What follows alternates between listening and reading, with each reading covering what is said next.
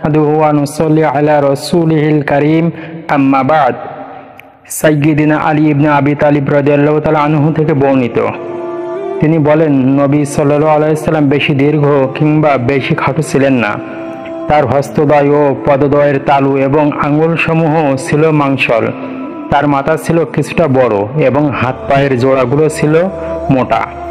বুক হতে নাভি পর্যন্ত পশমের একটি সরু রেখা প্রলম্বিত ছিল। যখন পথ চলতেন মনে হতো যেন কোনো উঁচু স্থান হতে নিচে অবতরণ করছেন। বর্ণনাকারী বলেন, তার পূর্বে কিংবা পরে আমি তার মতো অনুপম আকর্ষণীয় আর কাউকে দেখিনি। শামাইলে তিরমিজি, হাদিস নং 5।